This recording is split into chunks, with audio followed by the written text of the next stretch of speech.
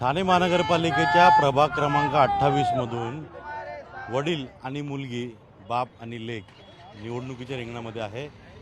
रमाकांत मडवी हे ठाणे महानगरपालिकेचे उपमहापौर, तर त्यांची मुलगी साक्षी मडवी ही यावेळीचं नशीब आजमावते आणि प्रचार केला तो शिवसेनेच्या धनुष्यबाण या चिन्हावर ते निवडणूक लढवत आहेत. या सगळ्या दिव्यामध्ये एकतर दिवा म्हटलं की नेहमी दिव्याखाली अंधार अशा पद्धतीनं बोललं जायचं.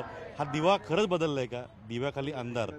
आणि दिव्याबद्दल जर विचार केला, दिवा शहराबद्दल, लोक म्हणायचे की दिवा हे नाव आहे, पण दिव्याखाली नेहमी अंधार असतो. तो दिवा तसा राहिला आहे का? मुळात विरोधकांनी दिव्याचा विकास यावर बोलण्यापेक्षा दिव्याला कायम बदनामच केलेला आहे. या 8 वर्षापूर्वी या दिव्या शहराची जी अवस्था होती या पूर्ण महाराष्ट्राने पाहिलेली आहे आणि सन्माननीय मुख्यमंत्री एकनाथ शिंदे साहेबांच्या नेतृत्वाखाली लोकसभेचे खासदार श्रीकांत शिंदे साहेब यांच्या मार्गदर्शनाखाली त्यांनी केलेल्या सहकार्याने दिवा रेल्वे स्थानकाचा चेहरामोहरा बदलला. दिव्याचे मुख्य रस्ते जे अरुंद होते, 2 रस्ते होते, आज दिव्याचे मुख्य रस्ते रुंद झालेत, दुतर्फा गटारं झालेत. 600 मीटरमध्ये फक्त रोड लाईट होती, पथदिवे 600 ते 750 मीटरमध्ये. आज दिव्यातल्या सर्वच्या सर्व मुख्य रस्ते, अंतर्गत रस्त्यांवरती आपण रोड लाईट्स बसवलेत. दिव्यातला एकमेव आरोग्य केंद्र तो 6.5 किलोमीटर लांब होता. आज दिव्यात प्रॅक्टिकली मातोश्रीनगर, दातिवली आणि साब्या गावात आपण आरोग्य केंद्र उभी केली. पण दिव्यातली पाणी समस्या ही मोठी आहे. दिव्यामध्ये नागरिकांना पाण्याबाबतीत खूप त्रास सहन करावा लागतो. काही वर्षापूर्वी दिव्यातली पाणी समस्या होती. आज दिव्यातले आम्ही पाणी योजना सक्षम केली आहे. दिव्यात 12 ML पाणी येत होतं, 41 ML पाणी येते. 95% दिव्याच्या भागात पाणी आहे. उदाहरणच द्यायचं तर मुंबादेवी कॉलनी किंवा बिहार नगर हा लाईफ टाईम ॲफेक्टेड एरिया होता. हा दातुलीवर आज इथे नियमित पाणी मिळतं आणि मुबलक पाणी मिळतं. त्यांची मुलगी ही मैदानात उतरलेली आहे. खरं तर वडिलांच्या पावलावर पाऊल टाकून राजकारण उतरावंसं का वाटलं? राजकारणात उतरावंसं वाटलं, आम्ही लहानपणापासून एक जनसेवा करणारं व्यक्तिमत्व बघितलेलं आहे. जनसेवा करणाऱ्यांपैकी म्हणतात ना, राजसाहेब म्हणाले होते एकदा एका इंटरव्ह्यूमध्ये की आम्ही लहानपणापासून जो व्यक्तिमत्व घडताना बघतो, जी सेवा नागरिकांची करताना बघतो, तो बालकडू आम्ही लहानपणापासून प्यायली आहे. आणि मला जनतेची सेवा करण्याची संधी हवी होती. आज ती संधी मला मिळाली आहे. मी समाजातील प्रत्येक पण दिव्यामध्ये लहानाची तू मोठी झालेली आहेस.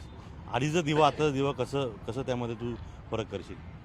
2007 पासून जेव्हा शिवसेनेचे उमेदवार इथे निवडून आले, शहर प्रमुख रमाकांत मडवी साहेब, तेव्हापासूनचा दिवा 2007ला आम्ही संत गतीमध्ये दिवा बदलताना पाहिला.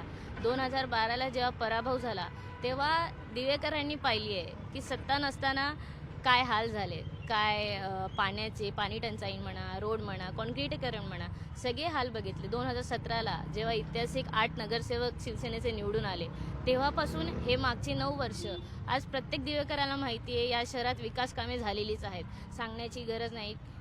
रोड झालेले आहेत, पथदिवे झालेले आहेत.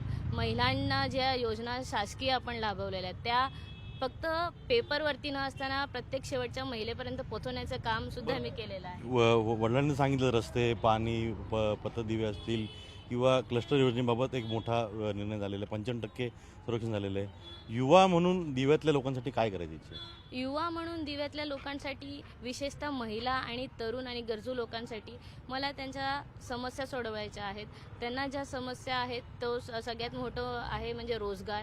दुसरं आहे इंडिपेंडन्स. त्यांना एम्पॉवरमेंट हवी आहे. तरुणांना संधी हवी आहे. त्यांच्या स्टार्टअपसाठी काही गोष्टी आम्हाला करायच्या आहेत. त्या येत्या वेळेत आम्ही नक्की सांगूच. मडवी साहेब, बाजूला ठाणे महानगरपालिका येतो, लगेच लागून डोंबिवली आहे. डोंबिवली आणि ठाणे असं नाव घेतलं, दिवा नाव घेतलं की थोडं कपाळावरती आटे येतात.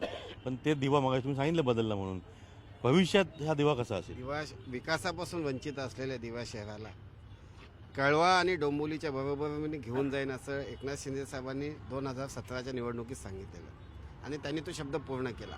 आता आम्हाला एक वेगळा दिवा लोकांसमोर घेऊन जायचा आहे. मूलभूत नागरिक सुविधा आम्ही लोकांना दिल्या.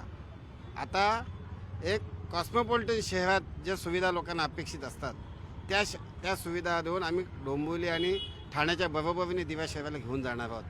म्हणजे एक वेगळ्या पद्धतीने फक्त रोड गटर मीटर इथपर्यंत मर्यादेने सीमित न राहता एक कॉस्मोपॉलिटन शहरातल्या नागरिकांना ज्या अपेक्षित सुविधा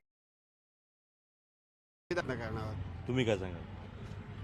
नाही, नक्कीच महाराष्ट्राचे उपमुख्यमंत्री एकनाथ शिंदे साहेब, श्रीकांत शिंदे साहेब यांनी दिव्यासाठी खूप सहकार्य केलेलं आहे. मडवी साहेबांच्या नेतृत्वाखाली दिव्याला भरघोस निधी दिला आणि दिव्याच्या विकासासाठी त्यांनी मोलाचा हातभार लावलं.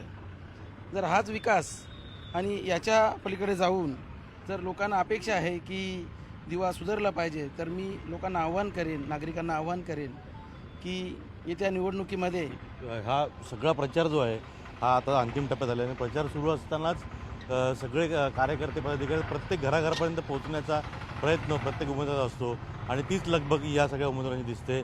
15 तारखेला दिवेकर मतदान करतील. दिव्यामध्ये खरंच बदल झाला आहे का, तो दिवेकरांनी मतदान ज्यांना केलेलं आहे त्यांचा रिझल्ट जेव्हा 16 तारखेला लागेल तेव्हा स्पष्ट होईल. व्हिडिओ जर्नलिस्ट रमेश भटचा अजित मांढरे, न्यूज 18 लोकमत, दिवा.